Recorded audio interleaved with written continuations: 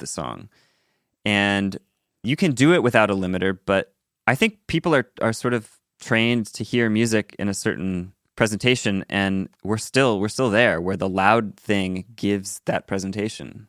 But we, who knows? Who knows what'll happen if the streaming normalization offset becomes or like the people doing the mixes, if the sound of the mixes works well quieter and that becomes popular, then we'll change. But I think we're still in a spot where people want to hear loud, compressed music, Yeah. So are you big on compression, or are you more like maybe both in the saturation game, like in terms of getting that kind of like rich harmonic It's always content? different. I mean, you got to like think down the chain of what you're working on and listen to it for what it is. So if someone recorded a song with a lot of saturation up front, there's no need for me to add a bunch later. Or similarly, if they threw a bunch of saturation on in the production, bounce stems to give to me to mix, that stuff's baked in. I really don't see any given tool as being like something I'm going to use. It's just, What does the song need? yeah, you're kind of riding a wave. You're sizing it up for what it is. You're using your imagination to think about what it can be. You inject your taste invariably in that process, and you just kind of try things. But Yeah. some songs I'll use tons of compression because there wasn't enough going in, and sometimes I don't use any. Just depends. Wow. Yeah. Super fluid.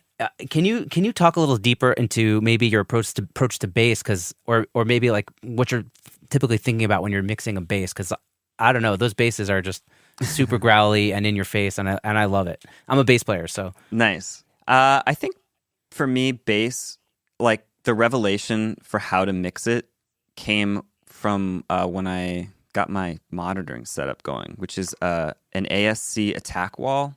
Are you familiar with the tube traps and the attack wall? Yeah, I was actually going to ask you about it because I saw it in the photos, and I had another guest on my show named Sam Sherbin who uses that. Yeah, I know Sam. Yeah, and he's from New York also, and what's his name? John Castelli, who has a podcast, also uses it. So I've been seeing it around. Yep. So yeah, love to hear more. The tube traps you can see on my Zoom back here that listeners can't, but they're basically a 4-foot cylinder made of fiberglass pipe fitting, like industrial pipe fitting, but then it's sort of like retrofitted or like modified to be, this sort of nice looking acoustic product, and it's mounted on I think a repurposed music stand. So it has a tripod base, and they're height adjustable, and you can set them up anywhere. I mean, you can put them around a vocalist, you can put them around a drum set, or you can set them up in kind of this like horseshoe configuration in your monitoring plane, and that's what I'm doing. And it really, really, really enhances the sound of the speakers. It kind of creates like a subspace in the room. So there's like side walls and then the front wall, and your speakers are embedded in the wall.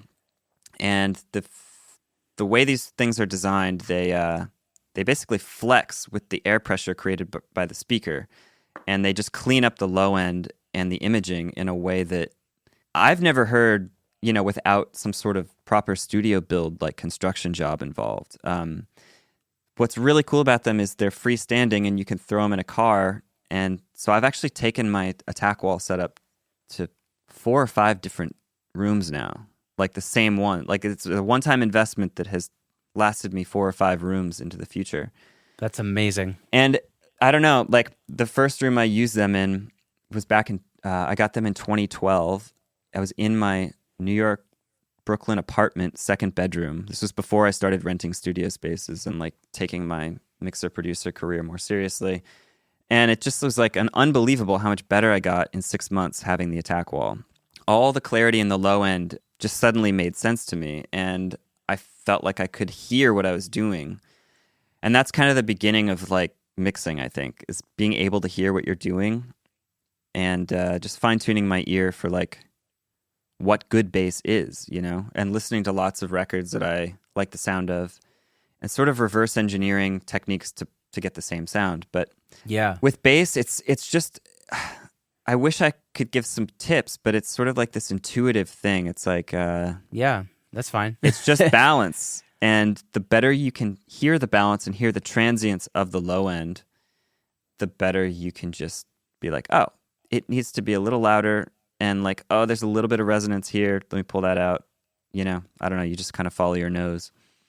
But I credit a lot of my intuitions to my monitoring and the quality of the monitoring. So highly recommend it. There's people who, you know, have different schools of thought about room acoustics and monitoring, and the attack wall is just one approach, but it's worked really well for me, especially being New York City based, where it seems to be that every 5 years you have to find a new spot. Just no matter what you think. Is that how it works? You're going to get kicked out. There's going to be a fire in the building. The rent will go up too high. Whatever, you know, it's something. Yeah. New York's a jungle. I feel privileged that I grew up in New York City. It's a crazy place. It really is. I never really had to be an adult there because, you know, except for college. But so I guess I'm a little grateful for that. But yeah, sounds wild. I actually I think I have like a similar kind of situation in my room, which I have an acoustician that did it for me here in Israel.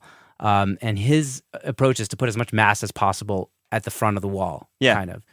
The other approach would be in the back, but the back you're going to use for, you know, tracking or whatever it is. Mm-hmm. So his whole approach is just shove a bunch of mass in front. It's actually straight in between my speakers. Oh yeah, and I also it's when I moved into this room with this treatment, all of a sudden I could hear bass so much better. Everything kind of it was amazing to be able to hear it on speakers. How are you monitoring? What are your speakers? What are you listening through? For the past, I think 5 years, I've had a pair of ATC 25s, pretty common, you know, mixer, near field. That's like the biggest speaker I use. And then I have a pair of Amphion 118s, just inside the ATCs in the attack wall. So I have two sets of speakers in front of me in stereo. And then I'll have like a third pair of monitors that kind of changes every couple months or years. For a while I was using NS10s. Still love them, but I just, for some reason, haven't had them plugged in this room for a while.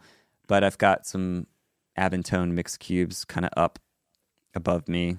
I don't know. I mainly use the Amphions and ATCs and headphones, but every now and then I'll check like a smaller, more bandpass kind of speaker. When do you switch between them? Is it just like constantly referencing between both, or do you start off on one, move to the other?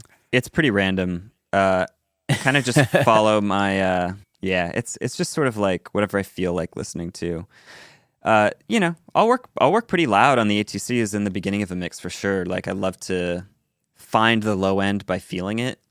I think that's another thing that I've become really aware of, is like listening to my body. The speakers have to be a certain volume, obviously, for you to get those physics, but there's a lot of information in addition to our hearing that is useful. And it's hard to know what to do with it, I guess, at first, but I'm starting to connect the dots, you know, with like what I feel in my chest and my body and my ears. I think it's useful. That's interesting. I haven't thought about that in a while. Like obviously, like at live shows, sometimes the bass is so big that you just feel it in your gut. Oh yeah, you know, so cool. I don't think I've ever blasted studio monitors that loud. You know. Yeah, the ATCs are good for that. They're very, I would describe them as muscular sounding, and they can go pretty damn loud. I also have them pretty close to me. Like, I could like reach out with my arms and touch the woofers. I don't really use a big wide setup or a very deep setup. But yeah, loud can be good, but only for so long. Probably 75% of the time I'm listening quietly. Yeah, for sure. Well, so actually on his episode, Carl Bonner talked about how he kind of got his like Logic mix template based off of yours. At least as of when I spoke with him last. Do you want to tell me a little bit about your mix template? And are you still working in Logic? Yeah, I'm like pretty bilingual in Logic and Pro Tools these days. For the first major portion of my run, I was Logic only. And that was kind of just a result of being like, you know, an Apple user. When I was getting into recording, like Avid stuff was so obscenely expensive. And I don't know, I had Logic. I just didn't see any reason to get Pro Tools. So I kind of put it off for years and years. And then it became this thing like, oh geez, like I really don't even know how to use Pro Tools. I guess I'm just a Logic person, but then there came a day when I really needed to learn Pro Tools, and now I like it.